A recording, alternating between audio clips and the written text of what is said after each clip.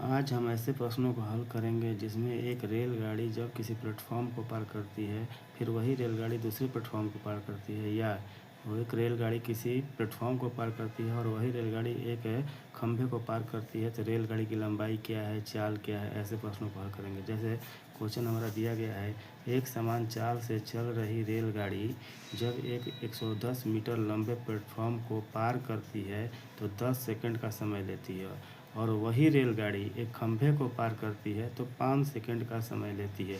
तो रेलगाड़ी की लंबाई तथा चाल ज्ञात करें। माना रेलगाड़ी की लंबाई x मीटर है।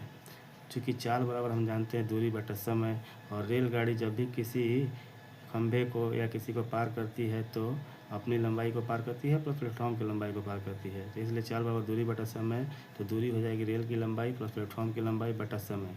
हमने रेलगाड़ी की लंबाई x मीटर माना हुआ है तथा प्लेटफॉर्म की लंबाई 110 मीटर दिया हुआ है, और चाल 10 सेकंड में पार करती है। यह समीकरण 1 हो गया। ठीक इसी प्रकार चाल बराबर दूरी बटा समय, अब दूसरी बार में रेलगाड़ी एक खंभे को पार कर रही है तो अपनी लंबाई को पार करेगी। तो अपनी लंबाई x है और समय ले रही है 5 सेकंड। ये समीकरण 2 हो गया। समीकरण 1 और 2 से क्योंकि ये दोनों चाल उसी रेलगाड़ी के आपस में बराबर होंगे, इसलिए x प्लस 110 बटा 10 इक्वल टू x बटा 5।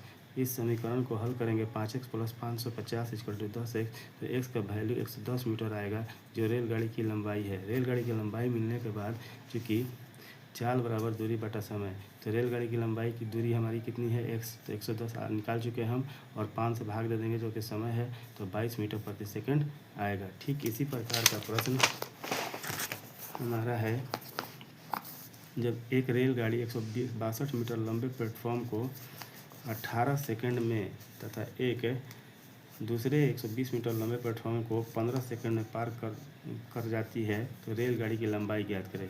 ठीक इस प्रश्न को भी उसी तरह हल करेंगे। माना रेलगाड़ी की लंबाई x मीटर, चाल बराबर दूरी बटा समय, तो रेलगाड़ी की लंबाई हमने x मान लिया है और पहले प्लेटफॉर्म की लंबाई 162 मीटर थे। 162 प्लस x बटा 18, समीकरण 1 हो गया। पुनः चाल दूरी बटा समय, तो दूसरी बार में रेलगाड़ी 120 मीटर लंबे प्लेटफॉर्म को पार कर रही है और रेलगाड़ी की लंबाई x है और समय ले रही है 15 सेकंड, इक्वल टू समीकरण 2। चूँकि ये दोनों चाल उसी रेलगाड़ी के इसलिए आपस में बराबर होंगे। समीकरण 1 तथा 2 से 162x प्लस 18 इक्वल टू 120 प्लस x बाई 15। तिरछा तिरछी गुना करेंगे तो 162 गुना 15 प्लस 15x, और 120 गुना 18 प्लस 18x।